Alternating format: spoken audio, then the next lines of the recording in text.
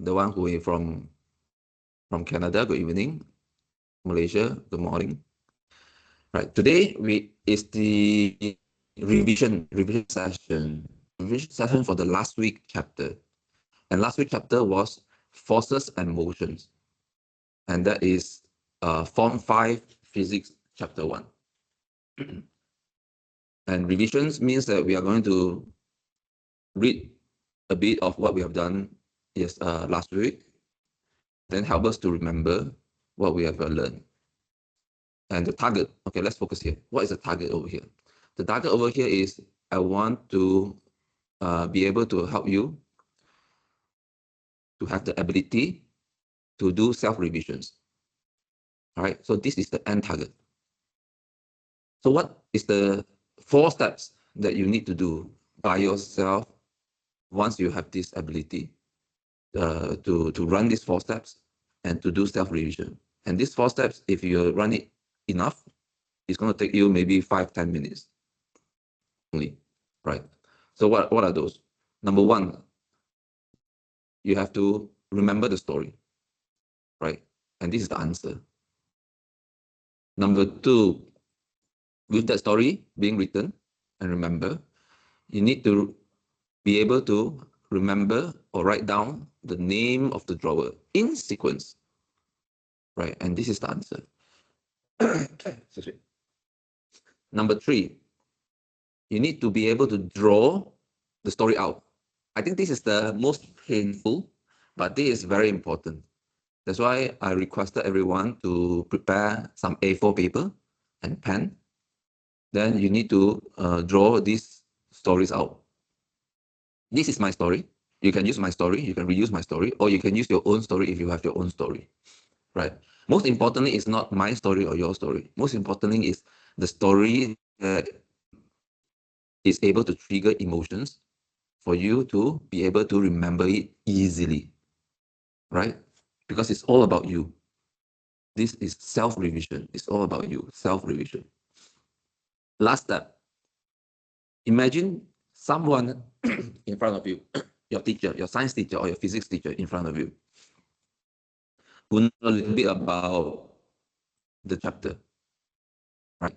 And if you are able to explain to him or her each of the drawer story, but not in terms of telling her there is a free body, your new mommy, and also there's a GPS directions. No.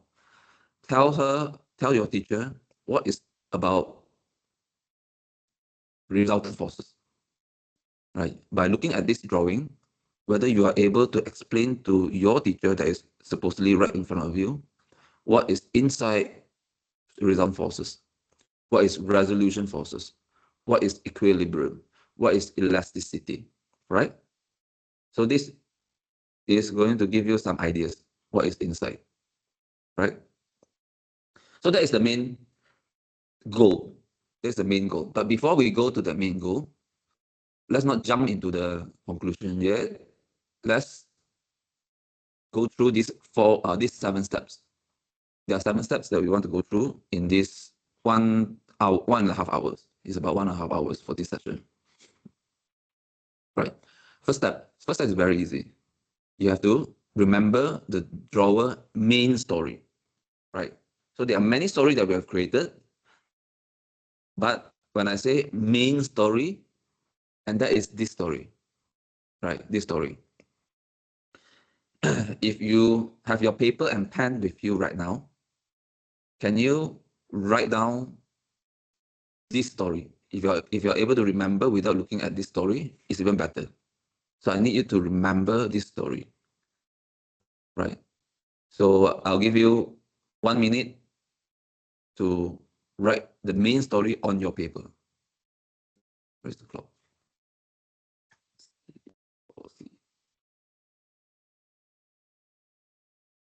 Right, let's start now. I'll give you the answer here, but I want you to write it down.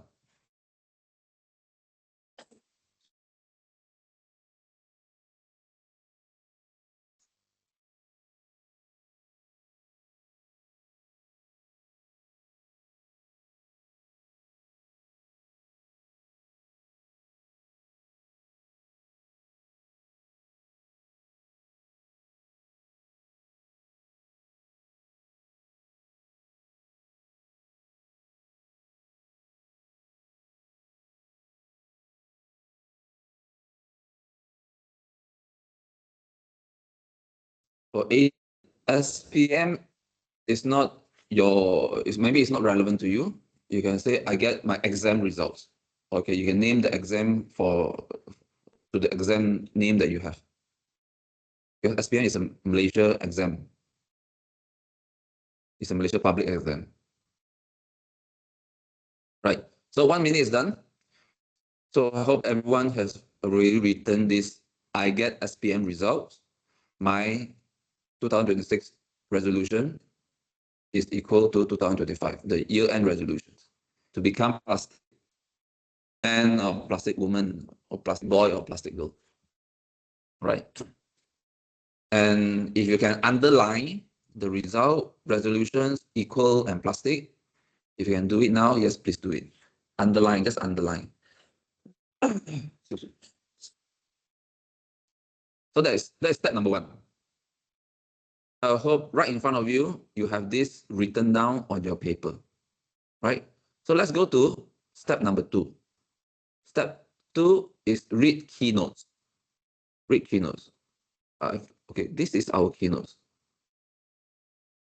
It's exactly the same keynotes that we have read last week. So you can read slowly. I'll give you 2 minutes. Read from resultant until parallel. And you remember how to read this. There are 4 drawers. 1, 2, 3, 4. Right? By now, you should be able to remember the name of the drawer even. And you know how to remember this. You know how to read this. This information, this sentence in bracket. This is the story related to this drawer. Right? Then the point that's below it are the important key messages that is related to that particular drawer. So let's start now for 2 minutes to read from the resultant force until series and parallel.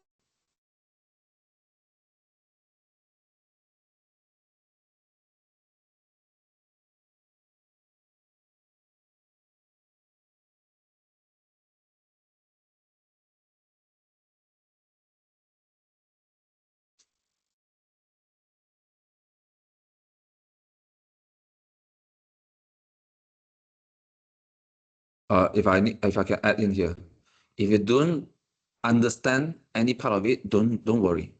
Okay, just remember there is something related to that particular thing that you read, and you'll be able to understand it later, because we are building your knowledge like last week slowly. So don't be anxious, don't be worried.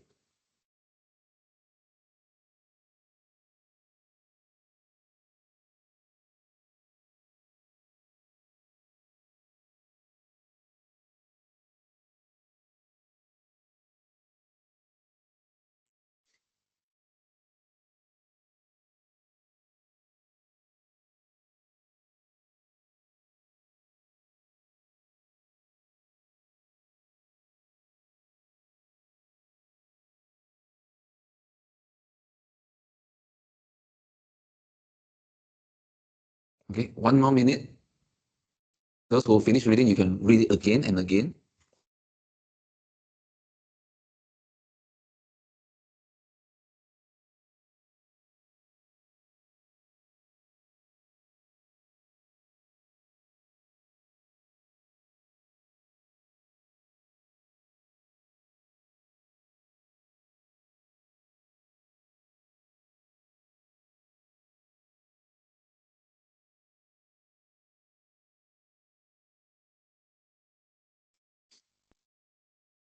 Twenty seconds.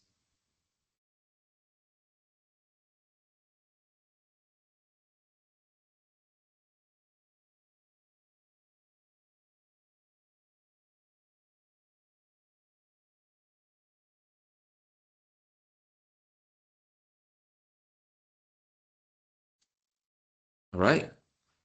So that is step two. Oh no, is it step two? Yes, step two. Read keynotes. So by now, I'm not expecting you to remember everything that you have learned last week. By now, I'm expecting you to have some ideas already, right? To remember what you have learned last week. At least Now you should already refresh your memory that there are 4 drawers. And what are the 4 drawers? Right, the resultant force, resolution of forces, forces in equilibrium, and elasticity. Right, and that is the minimum. You have to do that, right? And by reading all these informations, I hope and I'm expecting you to have some ideas what is inside resultant force that you have learned last week, and what is inside each drawer, the resolution, the equilibrium, and elasticity. Right? So that's all you need to know for now. If you are able to remember everything, then excellent, even better. Right? So next is step number 3. Explain each drawer's story. Only the story, not the context of not the content of the textbook, only the story. Right? So what are the story? The story is this part that is inside the bracket. This part that is inside the bracket. Right? So I'll give you again 1 minute. You have to remember this story. You can even write it down. Okay, this is just 4 sentences. It's not so long. You can write it down, and then you will be able to remember that this story is related to this drawer. So I'll give you 1 minute to read those in bracket and write it down. Drawer number 1, GPS direction, new mummy with free body. Drawer number 2, etc., etc. Drawer number 3, and so on and so forth. Let's do that. I'll give you 2 minutes, I think. 2 minutes. Let's not rush this.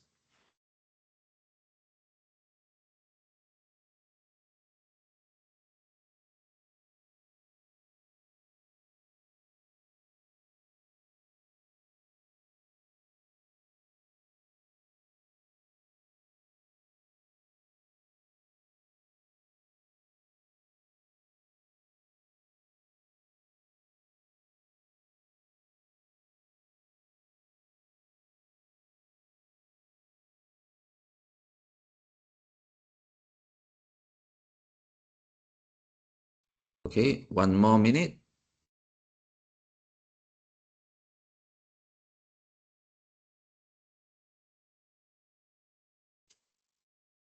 Just write down the story, the one in brackets, and link it to the drawers. Drawer number 1, drawer number 2, or the name of the drawer. So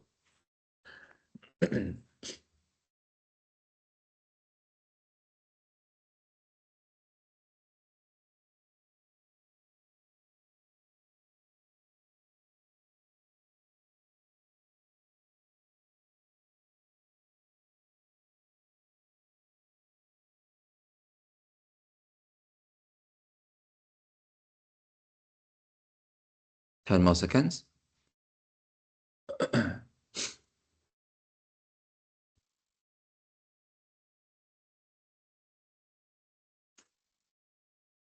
right. I hope it's clear. Everyone is able to follow, because this few steps is important for you to warm up. It's just warming up. Right. So by now, you should have some idea about the story. The story about drawer number 1. Story about drawer number 2, sine and cos, vertical and horizontal forces. Then drawer number 3, Chris, Simon, and Tony is pulling you, right?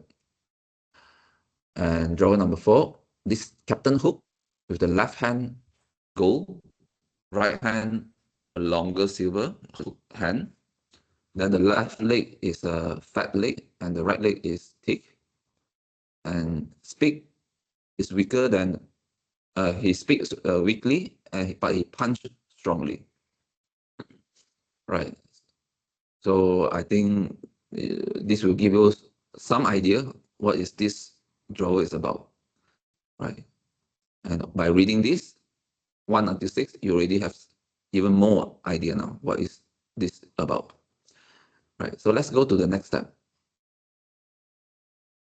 Now, step 4. Step 4 is drawing the story. Drawing the story in your A4 paper. Right. I'm going to enlarge this. Okay, I hope everyone is able to see this clearer. Let me go to the max. Okay, so there's almost a max for this entire screen. So next step, if you can do exactly like what I have done, split this A4 paper into 4 parts, 4 quadrants, and then write down each of the drawers' name. Number 1, resultant force. Number 2, resolution of forces. 3, equilibrium. 4, elasticity. Then draw this very simple and ugly drawing. Right. I think you can do that, right? So let's give ourselves, let's try 3 minutes. I'm quite sure 3 minutes is too short for you the first time to draw this. Then we'll see after 3 minutes what happened. Let's start to draw now.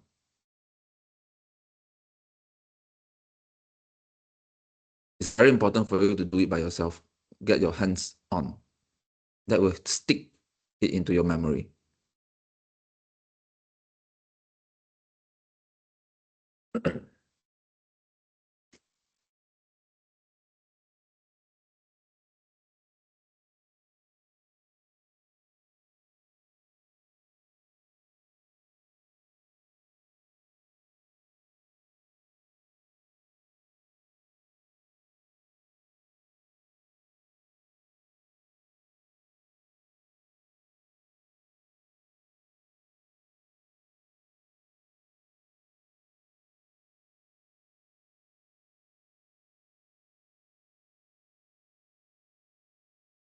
Two more minutes. If you need time, you think you need time, you can tell me. We can extend it.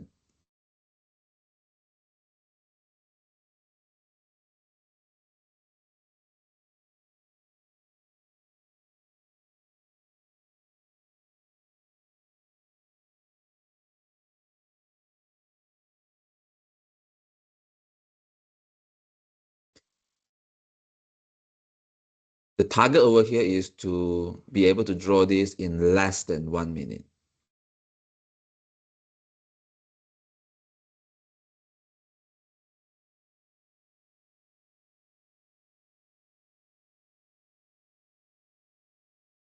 I'll tell you why it's less than 1 minute after this timer.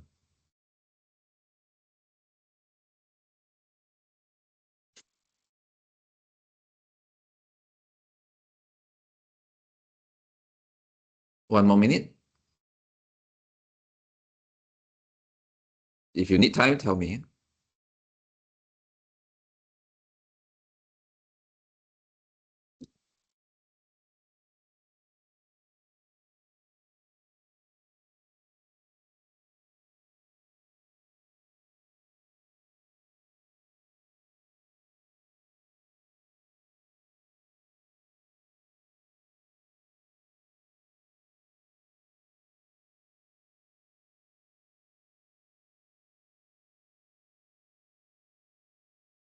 Twenty seconds. I hope you are finishing your drawing soon.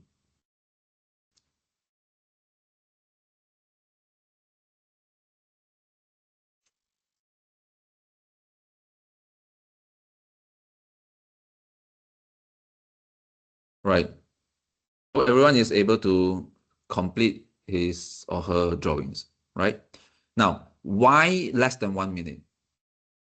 Why less than 1 minute? Let's take this physics, SPM, Malaysia Public Exam Physics as an example. Form 4, you have, in total, they have two forms, Form 4 and Form 5, to be ready for this public exam. So Form 4, you have 4 chapters for physics. Form 5, you have 7 chapters for physics. So when you go for your exam for the physics, it will require you to understand all these 13 chapters, Form 4, 6, Form 5, 7. So 6 plus 7 is 13. All these 13 chapters and be ready for and sit for the exam. So imagine this is chapter number 1 for Form 5. And you have 6 more to go to complete the 7 chapters. For Form 4, you have 6 chapters in total. And you're going to have 13 of this. Imagine if you take 1 minute to draw this out. 13 of them, you need 13 minutes. If you are now sitting in your exam hall, and when you take 13 papers and you draw this out, it will take 13 minutes before you continue to start to answer your exam questions. So that is how this brain drawer is able to help you, because like I told you, our brain need anchoring point. When our brain is able to anchor on something, then it's easier for us to retrieve information, right? So when you have these 13 papers right in front of you, then I believe you'll be more comfortable in answering all the questions in that particular exam sessions, right? There are students that I've taught before. They practice this for so many times, to the level that these 13 papers is no longer needed to be drawn anymore. It's all right in their mind. And they can flip these 13 papers at will. Then when they see these questions, they know exactly. This is Form 5, Chapter 1, drawer number 4, related to elasticity. Then this particular drawing will pop out, right? Will pop out in front of him. And this drawing will help him or her to be able to answer the questions accordingly, right? So this is what I call so we are training ourselves photographic memory, right? So the screenshot of this is going to help you to explain. There's so much thing to explain over here, right? Later, once we go through a few more steps, you'll be able to extract so much information over here that my student told me last time her problem was she doesn't know what to write. And even the information that she wrote, she's not sure whether this is correct. The answer is correct. And that problem changes. The problem changes to now she has not enough time to complete her exam in order for her to make sure all the information or all the answers that is in her mind, she wanted to write down, right? The exam is it's not enough time for her to write down everything, right? From nothing to write to too much thing to write, okay? So that is drawer number, that is step number 4. Draw this by yourself, right? Now let me just minimize this again. Right. The next one is we have to read the summary. So let's go back to our documents here, our notes. We'll do exactly the same like what we did last week. On the right side is this document. On the left side is the keynotes. Right.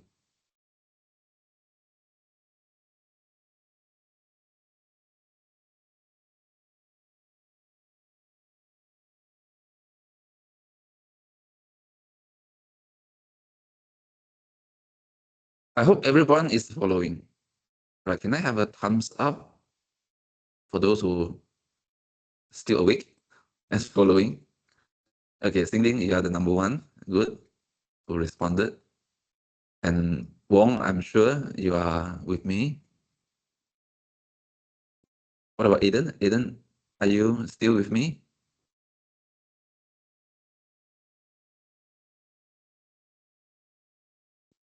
Aiden, can you do a thumbs up or do an icon or raise hand?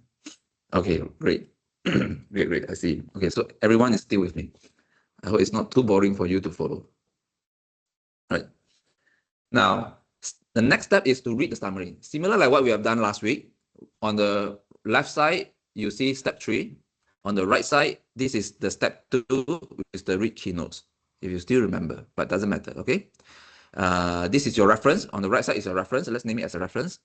Keynote is the reference. And then left side is the summary. So how do you do this? If you already know it, just bear with me. Let me just repeat to make sure everyone know what to do. You read this small part over here. You ask yourself, what drawer is this being linked to? For this, obviously, is drawer number 1. But still ask yourself this question intentionally. Right? Then answer it intentionally, although you already know the answer.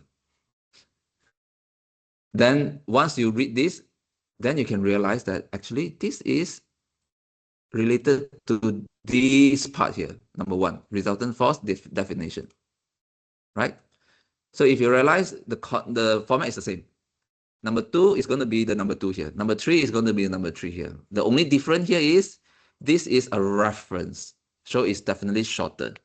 And this is a bigger, a more detailed versions. So if this detailed version, information inside this detailed version is something new to you, then you need to pick it up and put it inside your own drawer. You don't need to write down. You don't need to do anything. Just do intentionally. You just need to have that intention to want to pick it up and put it inside your mind, put it inside your brain. Okay? So let's do this for 1 minute. Start now.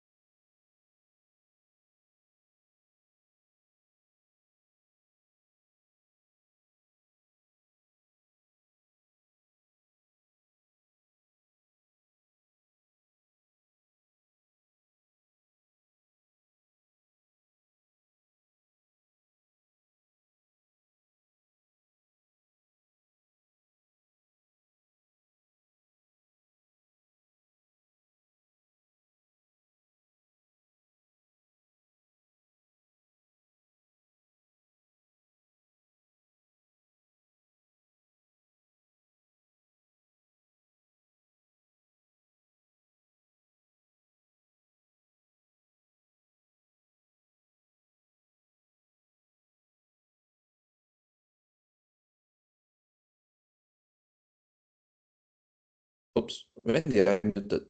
Okay, okay. So now we are on this number 3.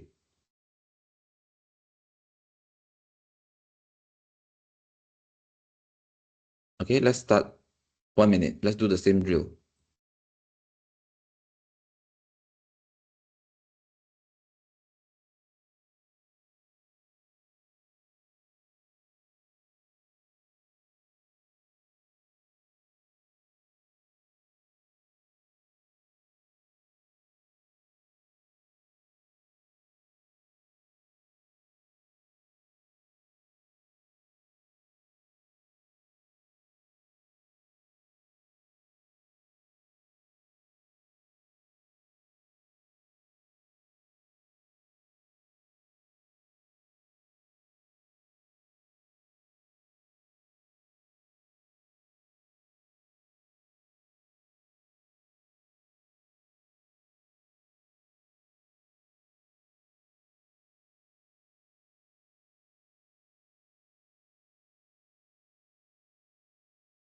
Okay, that is draw number 1. Now, before we move to draw number 2, now let's focus on this story of draw number 1. GPS directions, new mummy with free body, right? And the drawing is like this. Okay, let me zoom out. Okay, this is the GPS directions, and this is your new mummy. I intentionally spell it as MA, not MU. And there's a free body. Your new mummy is having a free body. I think by now it's very clear why this story is being created this way, right? If you go back to what we have read just now, the GPS directions is talking about how you determine the resultant forces, right? So there are two forces. If it is the same directions, then this is how you calculate it. So GPS direction from here to here, if you can see my cursor, right? From here to here, this is the same direction. Then next, opposite direction. So once they reach this junction, they are opposite direction. So they move to the left, and one move to the left, and one move to the right. So opposite directions, like a tug of war. The next one, perpendicular to each other, right? Perpendicular usually is the 90 degree. So 90 degree. So this is exactly moving vertically, 90 degree perpendicular. Then the next one is not perpendicular. So this is the force, or this is the GPS direction that I'm trying to show that is not perpendicular. So with this GPS directions itself is already able to remind us or use our brain to anchor on this particular information in resultant force. All right, what is resultant force? Resultant force can be determined by having different directions. And what are those directions? Same direction, opposite directions of the forces, and then perpendicular direction of the forces and non-perpendicular of the forces, right? So how do you, and those are the details inside the forces, right? Then the next one is new mummy. New mummy is obviously the new is related to Newton, and F is the force equivalent to MA, right? MA is ma, like mommy, right? Or mama, right? So that's how you call your mommy. So most of us. So that's how I said new mommy, right? Why I use new mommy, and that is the reason. Aiden Ma, Aiden, your surname is Ma. No, Aiden, your surname is Ma. Yes, your surname is Ma. Yeah. So you can also use make full use of the MA to create a story that makes sense for you, that is having some emotions, whether it's a silly story or whether it's a not logical story, it doesn't matter. As long as there is an emotion that is being created that can help you to stick this information in your brain, right? So that is to help you to remember, to anchor this particular point. There's something related to Newton's second law, and there's something related to F equivalent to MA, right? Second law, you can think about new mummy. New mummy means second mummy, right? So it's second law, Newton's second law, if you want to do it that way, yeah. Then free body, then it's talking about what is free body. Okay, so this drawing or this story itself is already able to help you to remember what are the content inside this drawer, right? It does not represent everything, but it's good enough for you to start to anchor your brain on this particular drawer, on what is the information or what are the key messages inside this drawer, right? So now, let's go to drawer number 2. Okay, drawer number 2. Yeah, a reminder is I am not your typical science teacher where he or she speaks 90% of the time in the class. In fact, you have already attended a few sessions, and most of the time it's you who are doing the work, not me, right? You are the one who is going to do the readings, the understanding, and the linking between what you have read and what you have on on your reference or even on your drawings. Because my intention is to teach you this new method, which I call brain drawer. And learning physics is an effect, right? It's a byproduct. Learning brain drawer is the main thing that you need to know. Learning physics is a byproduct, because I need to have some content to be able to help you to understand how brain drawer works. So I took physics, for this case physics, it can be chemistry, it can be biology, it can be history, it can be social science, it can be anything, right? Most of the subjects, it can be relevant to use brain drawer, right? So let's continue on drawer 2. Same drill. Let me move it back, smaller it. Okay. Same drill, same technique. Now is drawer number 2. So it's this part here, resolution of forces. So like 1 minute, start now.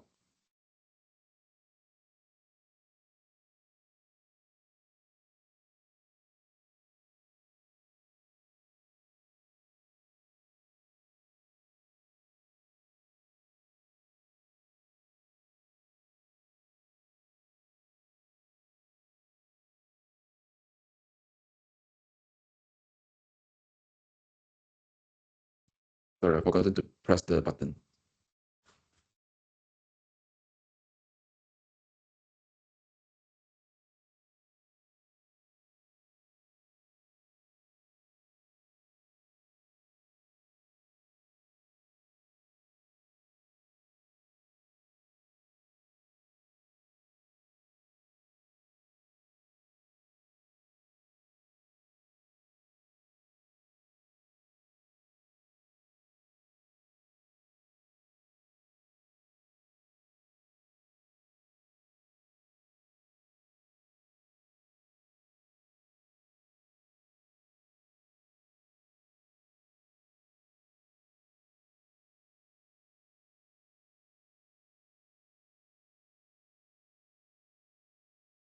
All right.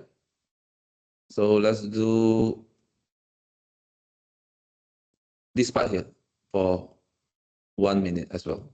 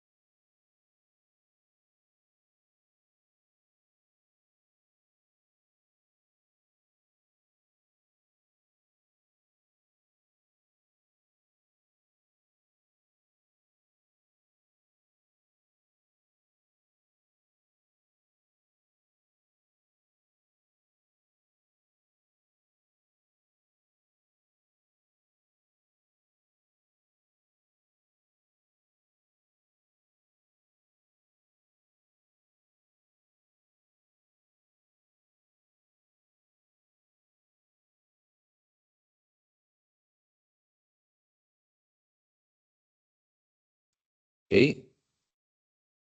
Okay, the last part here, 1 minute.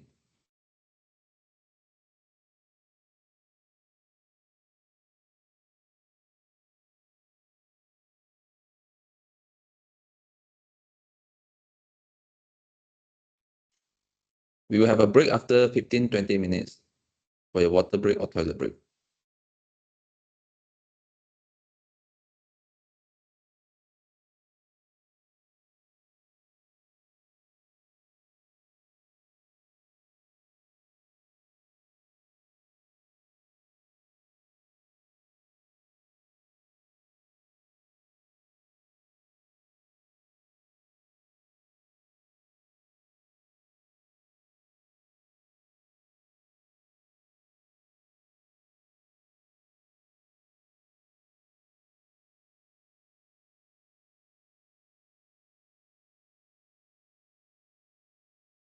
All right. Now, before we go to drawer 3, let's do a quick review on the drawings and the story. So this story here is about sine and cos. right? Make it bigger. So this is the story. Fy is the vertical axis, and it is sine. Fx is the horizontal x-axis, and it is cos, right? So let's go to drawer number 3.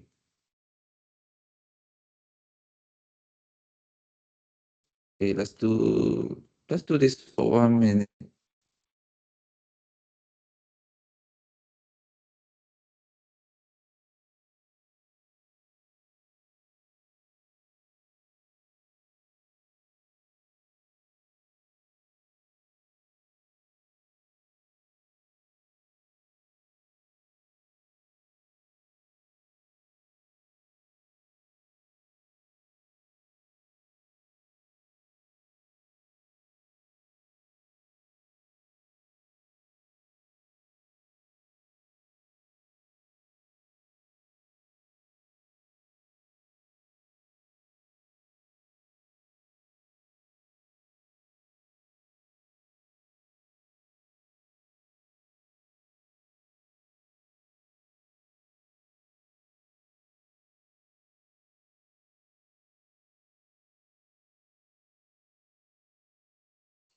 Okay, let's go here. Zoom out a bit. All right, triangle of forces, 1 minute.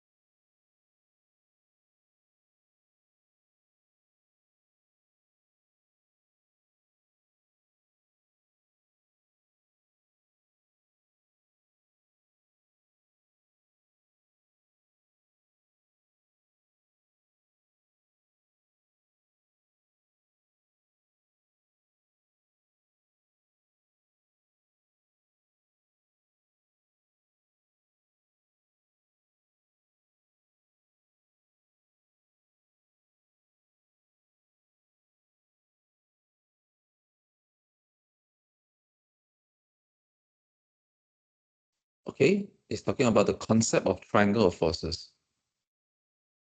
How does it become equilibrium? And why do I use Chris, Simon, and Tony?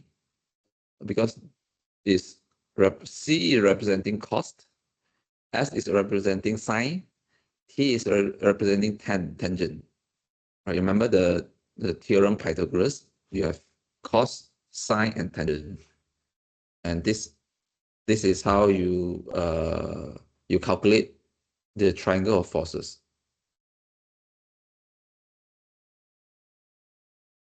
Okay, last part here. 1 minute.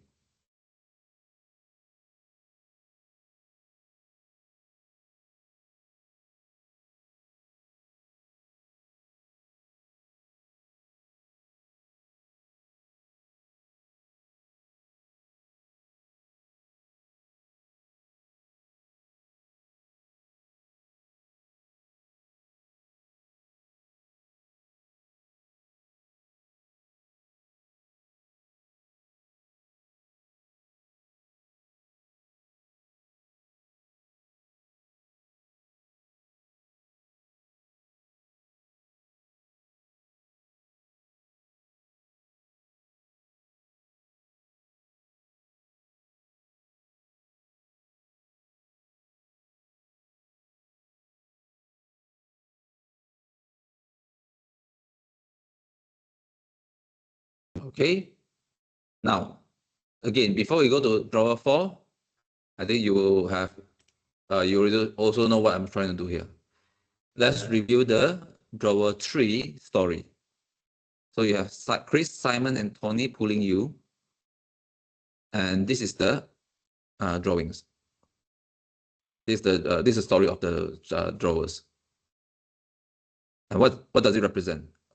What does it represent? It represents the triangle of forces. And this triangle of forces is the method for you to be able to calculate the equilibrium forces and also the angle of the forces to make that particular object to be in equilibrium.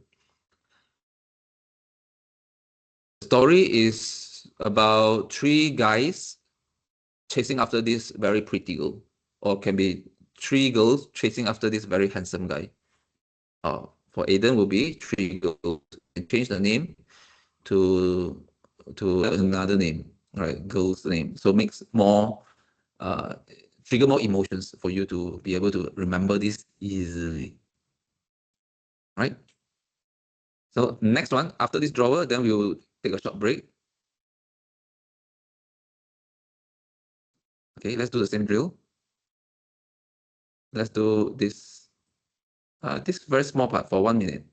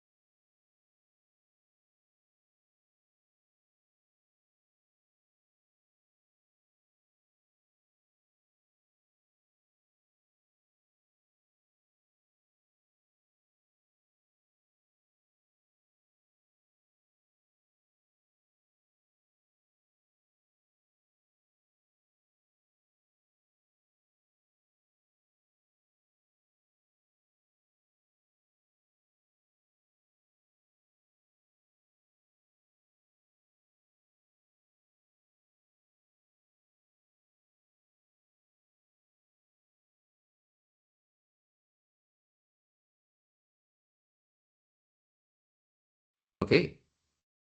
Now, Hooke's law. Let's focus. 1 minute. What is Hooke's law?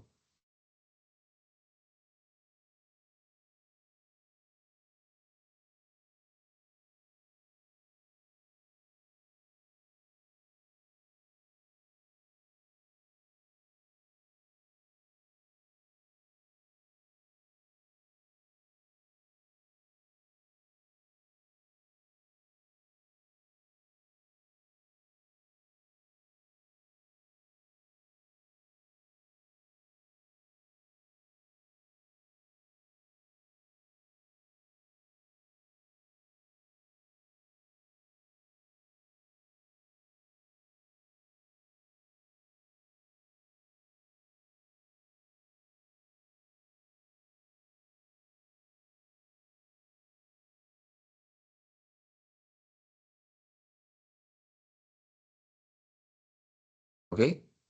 Spring constant. Okay, 1 minute focus on spring constant, which is the K. K in the Hooke's law.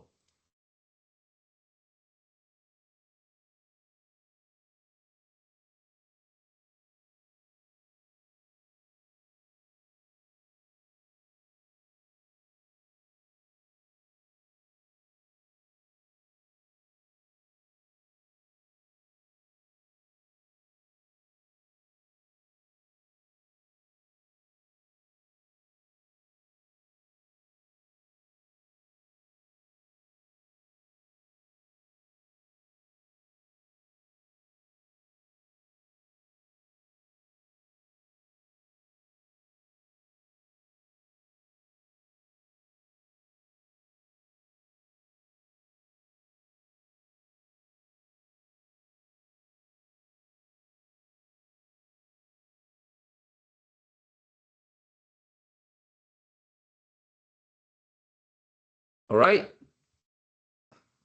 It's getting more interesting. Now let's do this. Elastic potential energy. The last part before we go for a short break.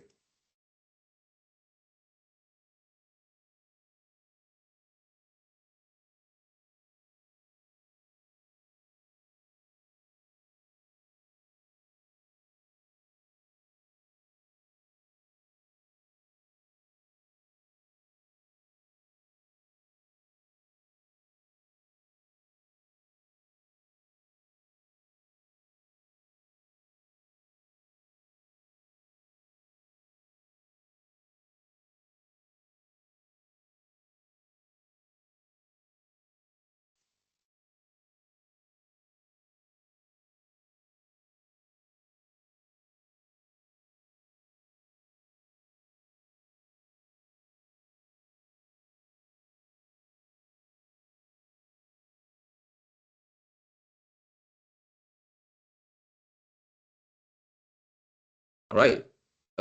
Yes. So review this. Let's review the story. Captain Hook, left hand gold, right hand silver, long silver, left hand, left leg, left fat leg, and right thick leg. Speak weak, punch strong. I think by now you have an idea why this story is being created this way, right? And this is the picture or the drawings related to the story. Because it's always easier for you to remember pictures or stories rather than text. Our brain is not designed for text, right? So when you have this in your mind and you remember this, and then this story will come easily now. And when this story comes easily, the information inside this drawer number 4 will come gradually, right? You know there's something related to the Hooke's law. You know there's a K constant, and what is the effect that is related? What is the factor that's affecting the K constant, right? And then you know what is series when you series and parallel, what's the difference, right? In the spring system. Okay, so let's take 5 minutes break, and we'll come back after 5 minutes.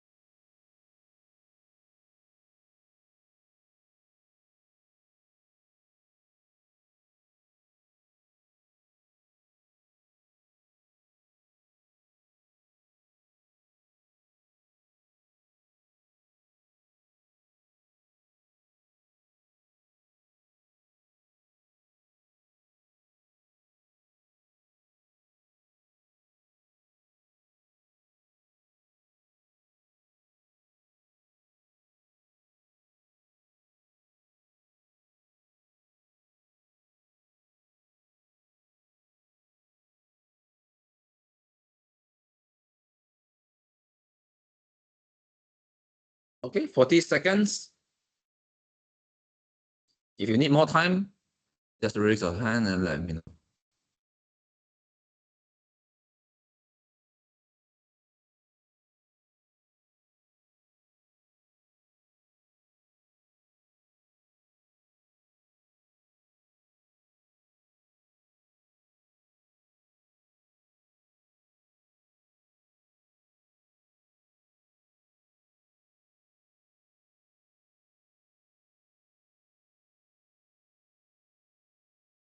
All right, I think everyone is back. Can I have a show of hand that you are back, just to make sure everyone is with me? Okay, Singling, Aiden. What about Wong? Wong, are you back?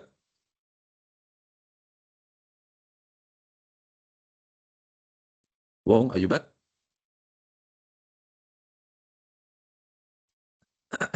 All right, okay, so we have everyone here with us. I hope it is easy for you to follow. If not, let me know. Then we will address on the part that you miss. Okay, there's no response. So I assume everyone is following very well. So next step, let's go to see what is the next step that we need to follow? Where is it? Ah, yeah, it's on top here. So we finished our summary. Now watch video. It's the easiest part. Easiest part is to watch video. Where is it? Yep. Let's go down to the link. Open this link.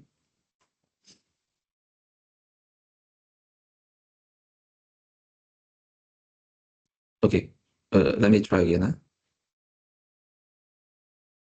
Are you able to hear the lady talking?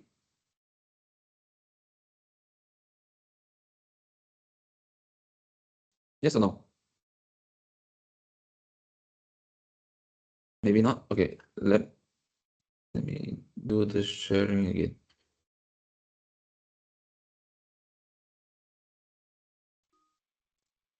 Okay, let's try again.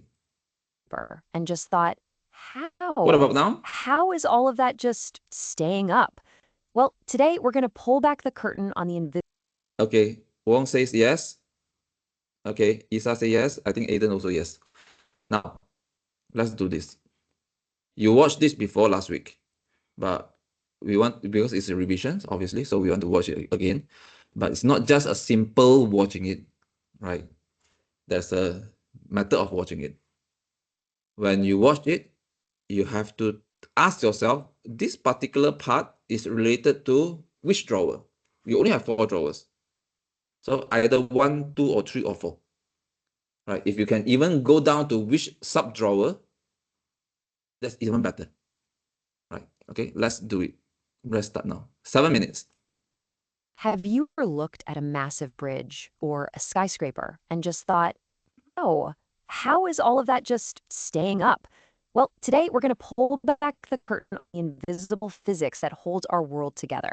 Everything from the chair you're sitting on to some of the most amazing feats of engineering on the planet. And to really get our heads around this, we're going to look at an incredible example, the Langkawi Sky Bridge in Malaysia. I mean, check this thing out. It's a 125-meter long curved walkway, just hanging there, more than 600 meters above the sea. And the craziest part? It's all held up by cables attached to just one single angled tower.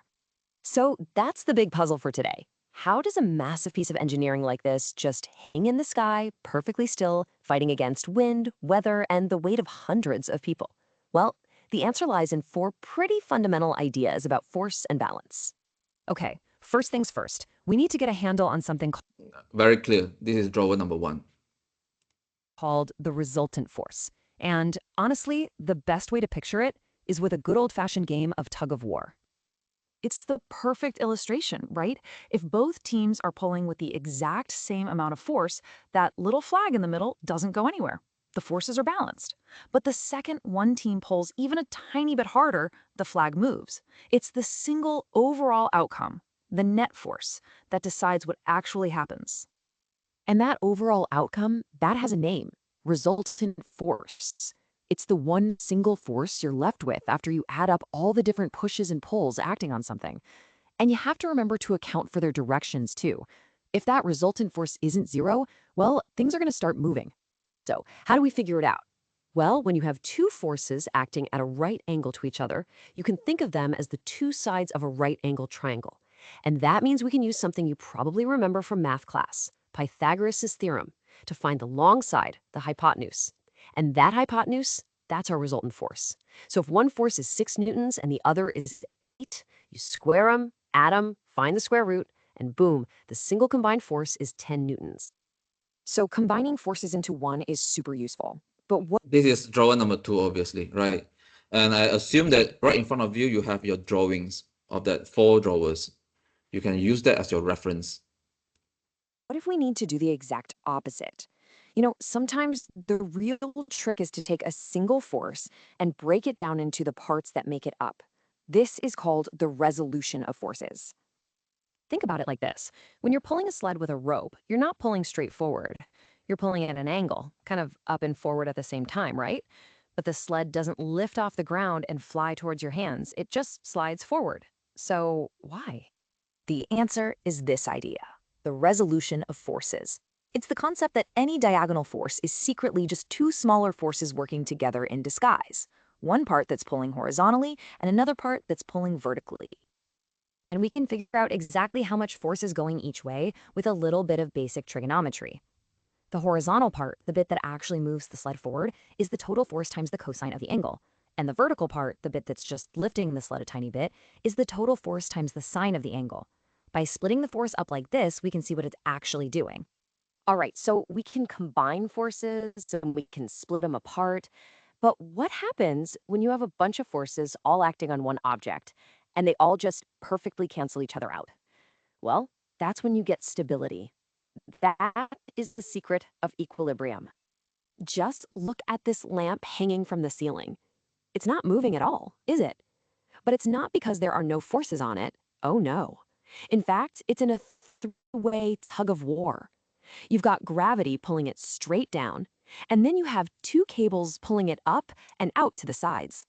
And here is the really cool part. If you take those three forces, gravity and the two tensions, and draw them as arrows, you can arrange them tip to tail. And when you do that, they form a perfect closed triangle. That closed loop is the visual proof all the forces are perfectly balanced. The net result is zero. Nothing's going anywhere. So this is the crucial point, the big takeaway. When an object is stable, when it's not moving or accelerating, it means the total resultant force on it is zero. Every single push and pull is in perfect balance. We call this state equilibrium. And that right there is the answer to our big question about the sky bridge. The reason it hangs there so perfectly is because its designers calculated every single force, the pull of gravity on the bridge itself, the tension in every single cable, the compression in that giant pylon, to make absolutely sure that they all exactly zero.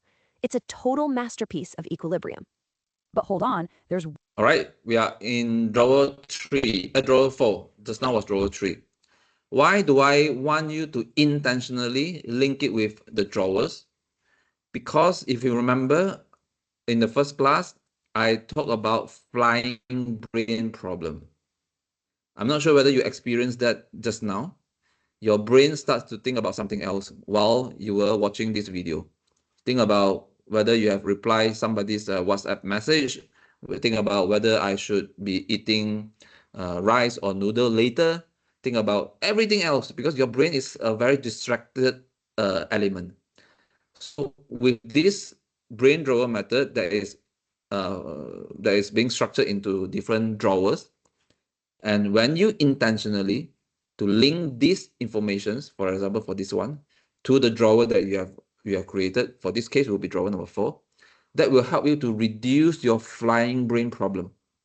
Make your brain back, anchor your brain to the moment that you are watching the video right now. Right? Let's continue. one last piece to this whole puzzle, because it's not just about balancing forces, it's also about understanding how the actual materials, the steel, the concrete, react when they get pushed and pulled. And that brings us to our last topic, elasticity. The core idea here is a thing called Hooke's law. It sounds fancy, but it's a really simple and powerful rule.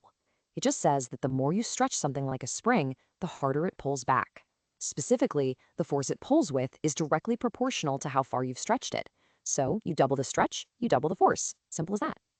Of course, not all springs are created equal. That letter K in Hooke's law is the spring constant, which is just a measure of its stiffness.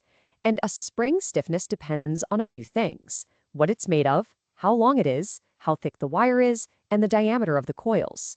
By playing with these factors, engineers can pick the absolute perfect material for any job. Now, when you stretch a spring, you're fighting against its pull, right? Well, all that work you're putting in doesn't just disappear. It gets stored inside the spring as potential energy. And what's really interesting is that it's not a one-to-one relationship. The more you stretch it, the exponentially more energy gets packed inside. This stored energy has a name: elastic potential energy. And if you look at the formula, you can see just how powerful stretching is. Because the extension distance, x, is squared, it means doubling the stretch doesn't just double the energy, it quadruples it. This ability to store and release energy is what lets materials flex and absorb shocks, which is absolutely vital for any big structure. So let's just quickly recap those four big ideas. First, we have resultant force, which tells us the overall effect of all the pushes and pulls. Second, resolution of forces, which lets us break down any force to see what it's really up to. Third, equilibrium. That state of perfect balance where the resultant force is zero, which is the absolute key to making things stable. And finally, elasticity, which explains how the materials themselves react and store energy. And that pretty much brings us to the end. So here's a final thought for you. The chair you're sitting in right now is in a state of perfect equilibrium. Gravity is pulling you down, and the chair is pushing right back up with an equal force. But what other invisible forces are at play all around you, keeping everything in a state of perfect, silent balance? Think about it. Right, I think interesting questions. So let's move to the next one, which is to listen to the podcast.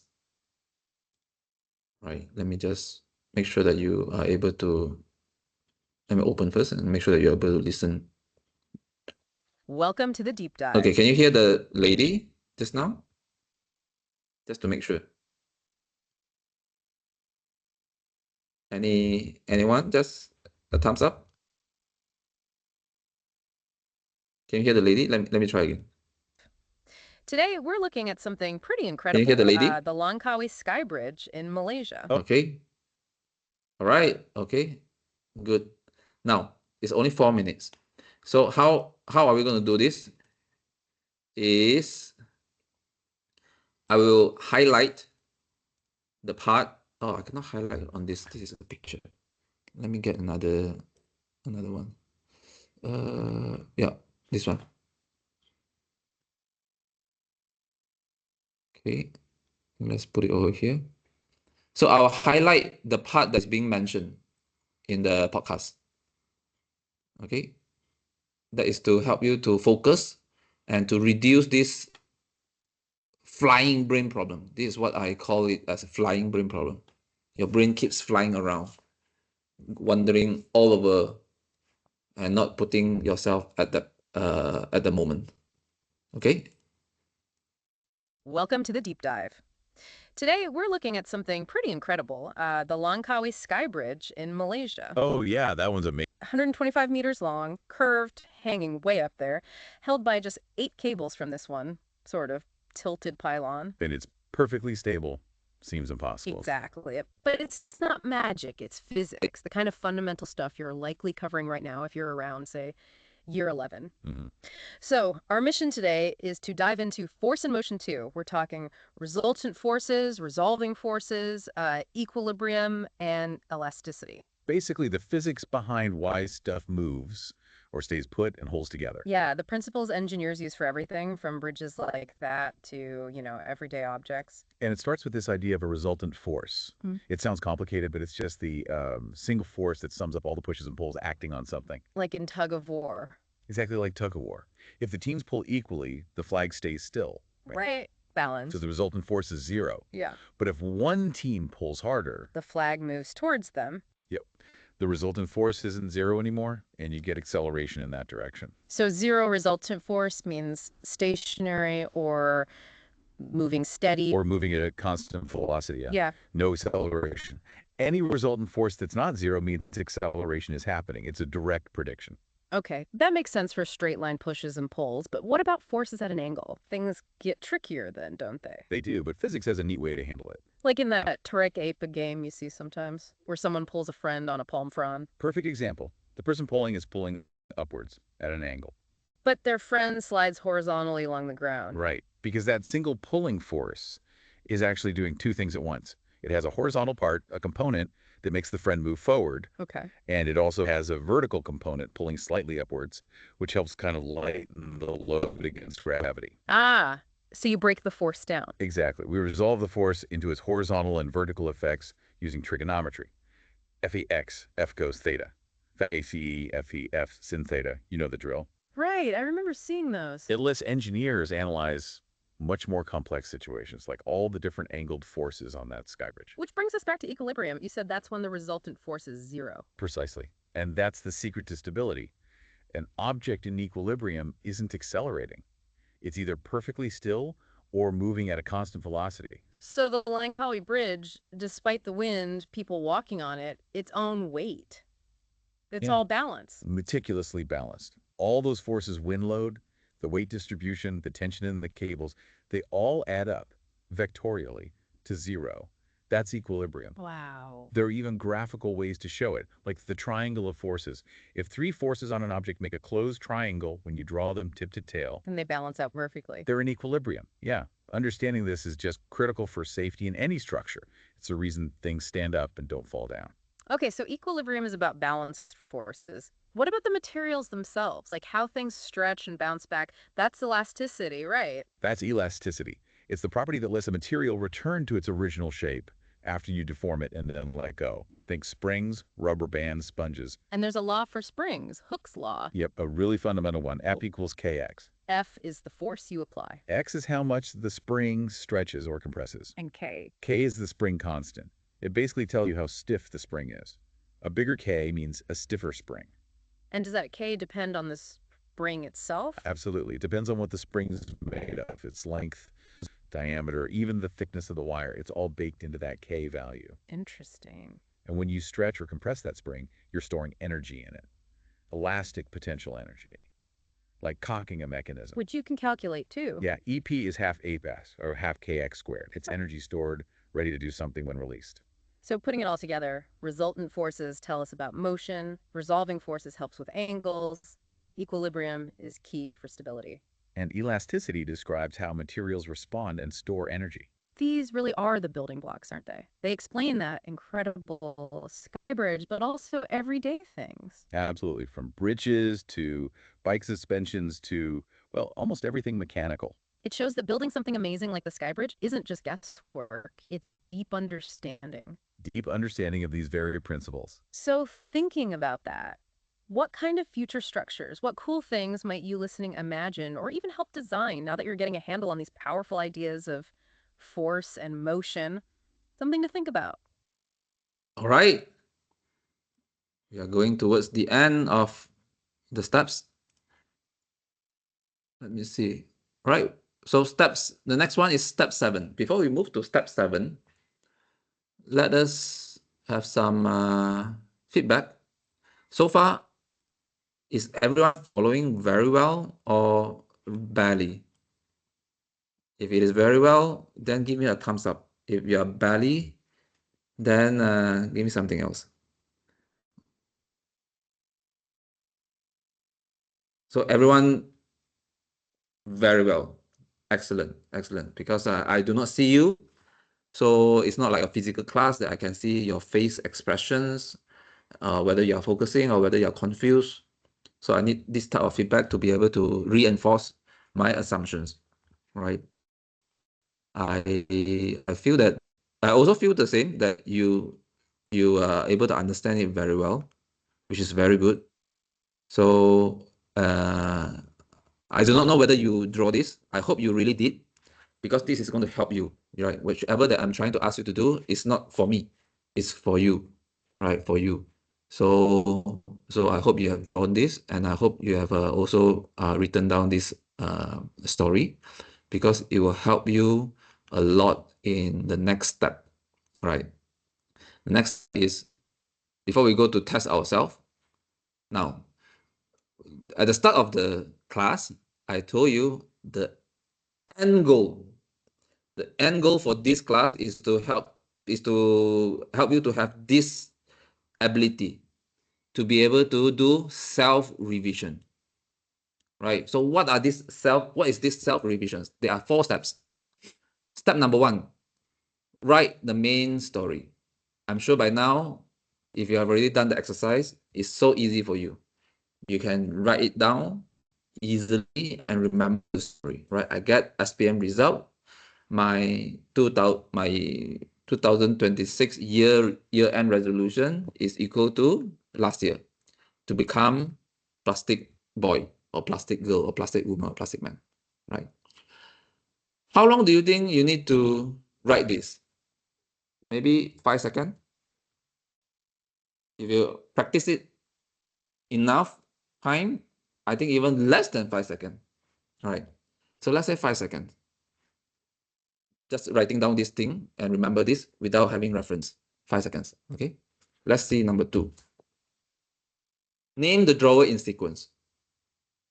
To be able to write this resultant force as drawer 1, number 2 is resolution of forces, forces in equilibrium and elasticity. All right. With this story, pretty much is a given. You know where is drawer number 1, drawer number 2, number 3, and number 4.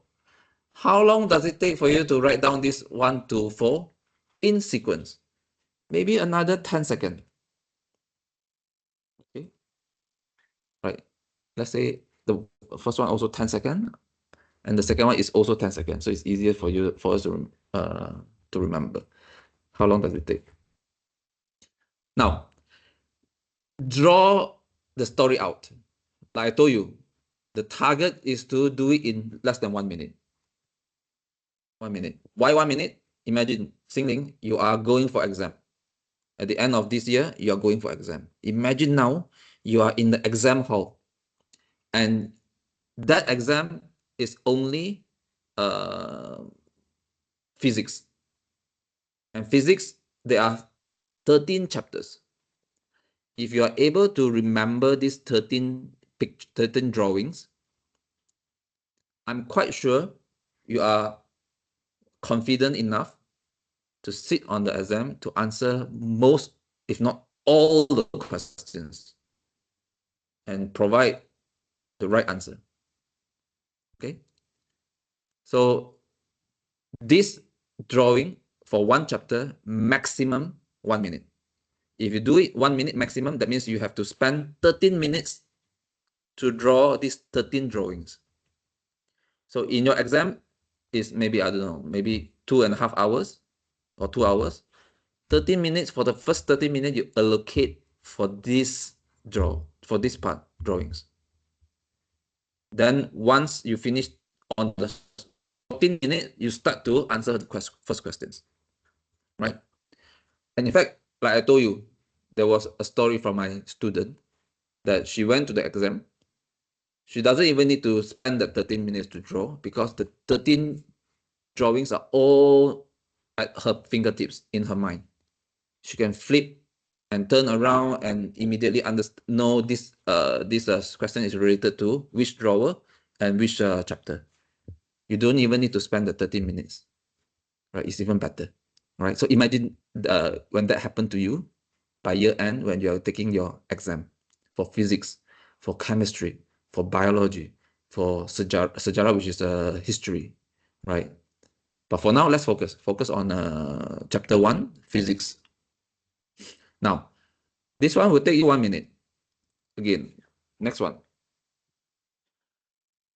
Explain it to an imaginary teacher. You don't need to find a teacher physically to go right in front of you and explain to her.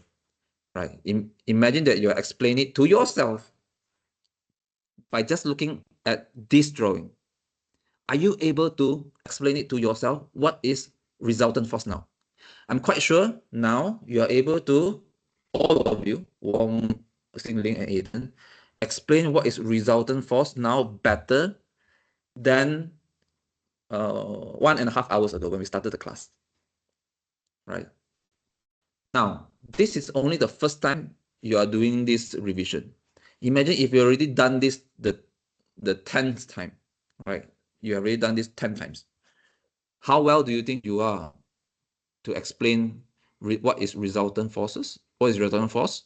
What is resolution forces? What is forces in equilibrium? And what is elasticity? It's going to be far more better than what you are now. And far, far, far more better than what you were 1.5 hours ago, right? And that is the target that we need to reach. To reach to that point, to be exam ready, or to be, if it is not exam, for you to be able to understand what is this chapter about. Force and motions. What is this chapter about? Right. So explain this. Let's say one drawer takes, I don't know, 1 to 3 minutes. Right. Even 3 minutes is already too long. Are you able to explain all this? Do you need to explain all this in 3 minutes? Maybe if you have too much knowledge and you are able to elaborate more and more, why not, right? But just set yourself 1 minute for now. 1 minute, one drawer. So 4 minutes. Now, so in total, how long does it need? 4 minutes plus 1 minute. 1 minute for sure. Now you're not able to do it. You have to practice more to reach that 1 minute. So 4 minutes, 1 minute plus, let's say another 1 minute. This is 20 seconds, less than 1 minute. So it's only 6 minutes. So in 6 minutes, you are able to completed your self-revisions, right? So I think you understand what I'm trying to reach here. Once you are able to do the revision by yourself, what does it mean? It means that you are able to, at any point of time, always reinforce the knowledge or the information that you have learned in this chapter easily, and only take 6 minutes, 7 minutes, 10 minutes maximum. Right? How long is 10 minutes? It's nothing, right? Okay. So that is the point. Now, let's go to the next step, the last step, which is to test our understanding. We feel that we understood the chapter, but now let's prove that whether we really understood the chapter. Okay, so what we will do is, let me see where's the part. Yeah. Okay.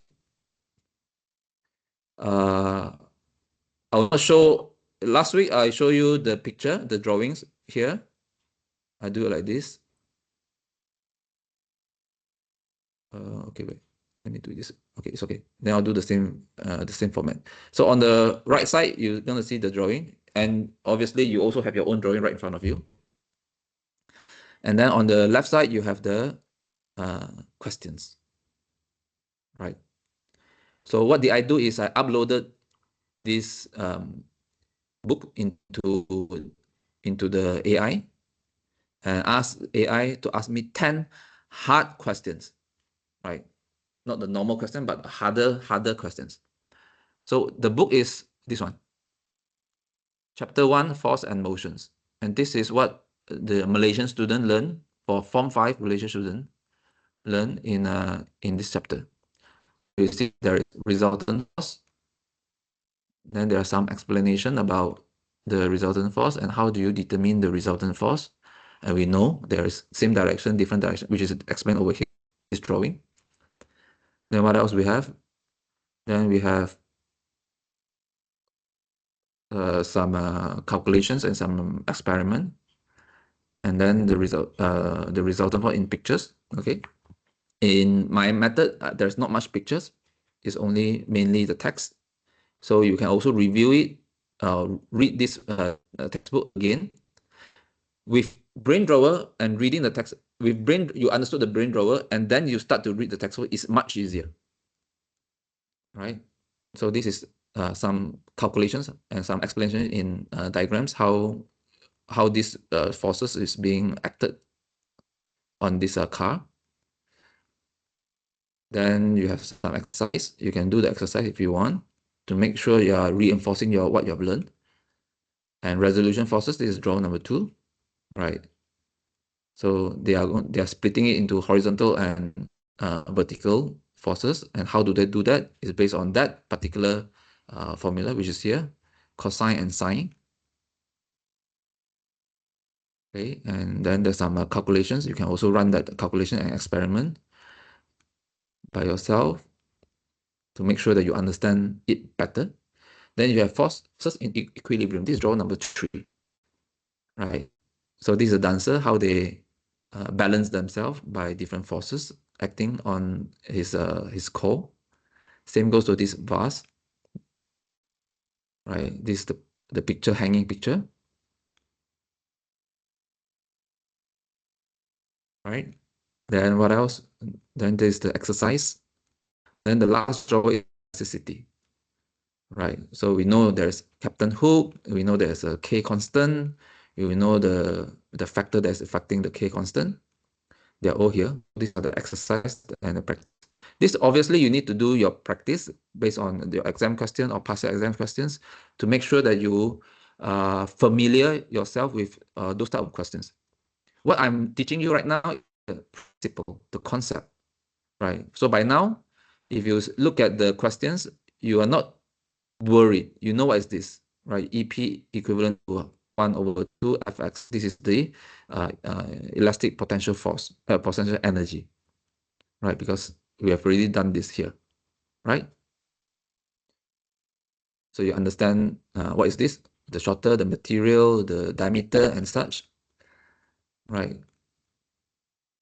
So it looks quite familiar to you now. It's not something alien to you. It's not something super new to you. It looks quite familiar to you. Okay. Now, this is the book that I uploaded into AI. So this is question number 1. We have 10 questions. Let's do this way.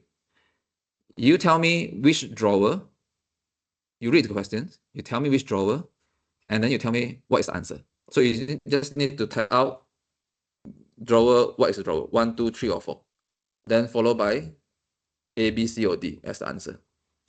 Right. So we can start. We can start now.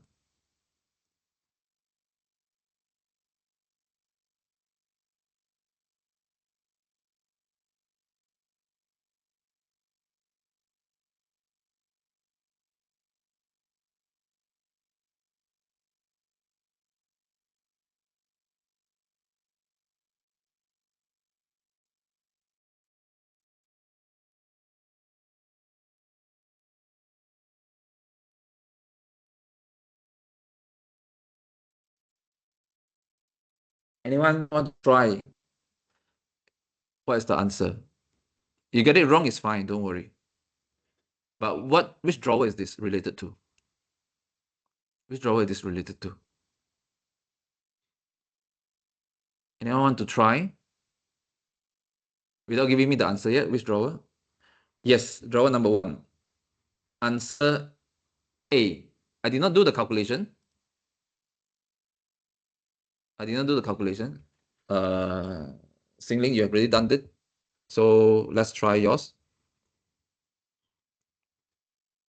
Let's try A. Let's see.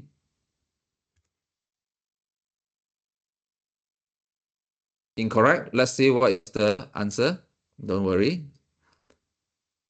Okay. What? Sorry. No, it was a mistake. AI did a mistake. Come on. So Ceiling, you are smarter than AI. Okay, so you are right. Answer is A. How do you do this? Force minus 18 minus 12 equivalent to 6. Then you remember the new mummy, your new mummy. So using this new mummy, you get 2 as A. A is the acceleration. Great job, Singling.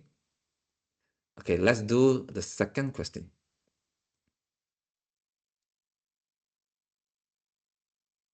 Tell me the drawer, tell me the answer.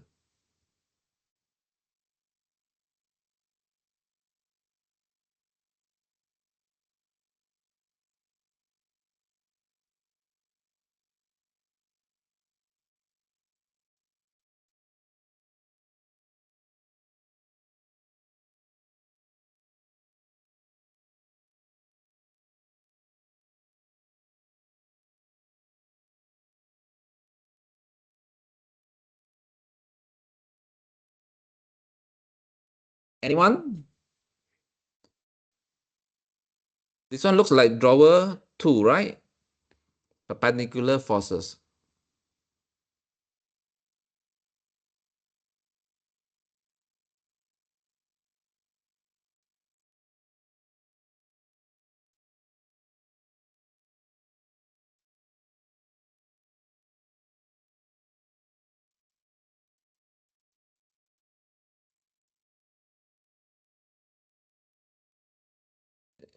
Aiden, want to try, or Wong want to try?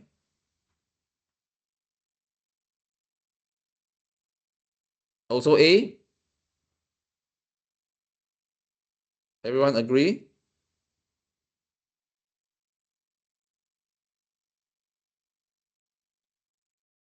Yep. This is Pythagoras theorem, right? So you have this power by 2, and then power by 2, plus them together, and then root them, root the result. So 81 plus 144, 225, and then root them. Root the 225, I think is A.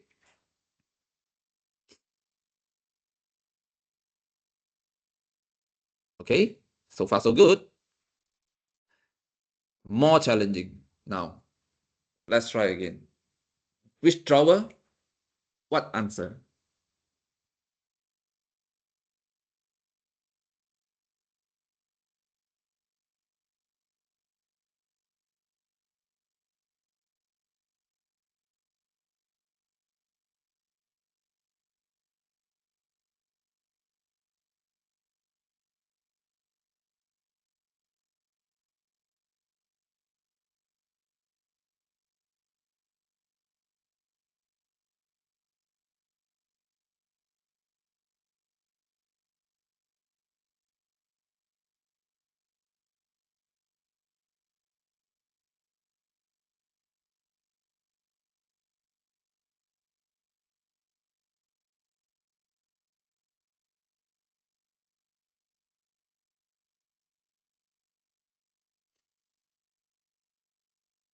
Okay, Aiden, let's wait for you.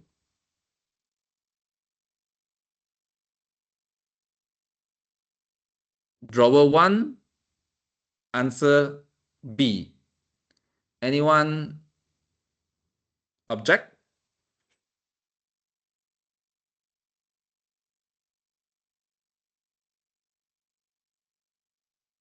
It could be drawer 1 or it could be drawer 2, right? Because it's about horizontal and vertical, and also it's about resultant forces.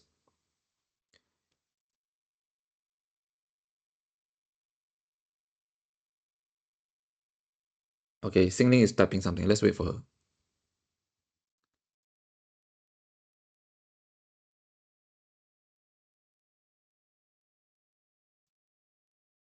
Wong, we are waiting for you also. Okay, Xingling got 10. I do not have the, what do you call it? Buku Sife. Oh, okay, there's this. Okay, sine of 30 is what? I think it's half, right? 0.5. So if it is 0.5, then 20 times 0.5 is 10. I'm not sure cosine 30 is half or sine 30 is half. So, okay, let's wait for Aiden.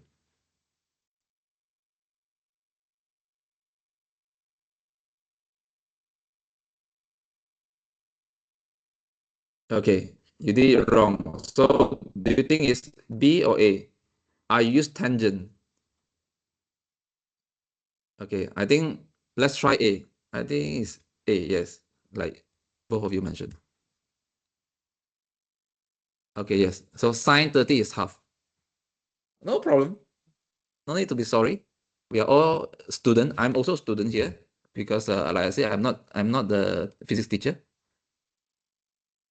Right. So question number 4, more tricky. Lamp is hanging. The hanging lamp sounds like drawer number 3. So I think it's draw number 3. Okay.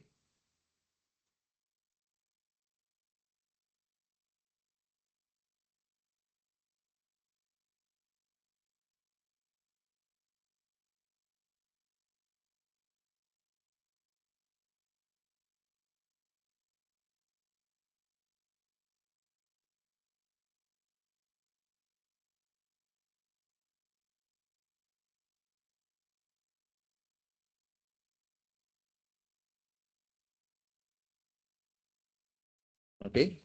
This one needs some calculation, needs some thinking.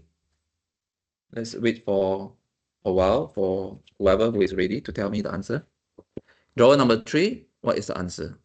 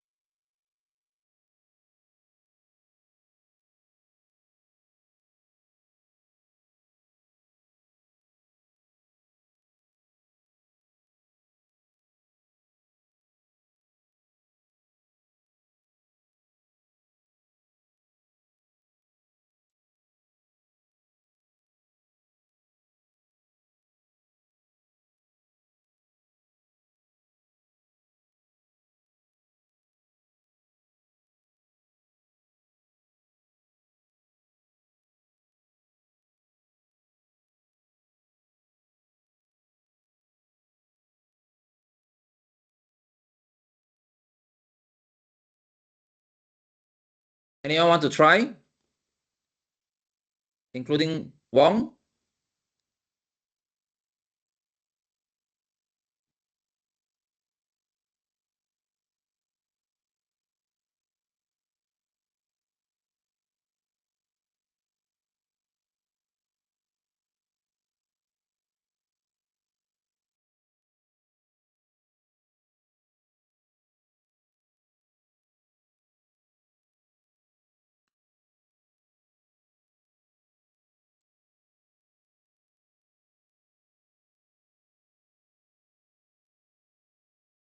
You have to draw something like this, the equilibrium. Right, you have to draw something like this, the equilibrium, where you have 2T identical string. So Simon and this Simon and this Chris is the 2 identical string with the tension of T. Then the tonic is the weight. And what does it say? It says it's making an angle with the horizontal. So this T is making an angle with the horizontal. So what does it mean? So if you draw a line at the horizontal, there is a 60 degree. 60 degree over here, 60 degree and 60 degree. So this is T, this is T, and you need to find the part that is here, right? And the part that is here, that is making another pull to counter the weight. So what is this? You have T here, you have 60 degree here, and how do you calculate this part? What is the force of this part? Is it using sine or cosine? So you have 60 degree here, you have T here, and this part.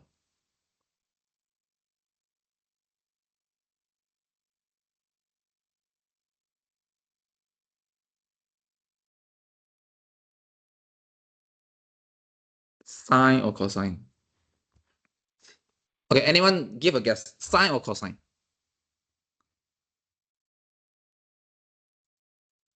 Those who doesn't know, give a wild guess.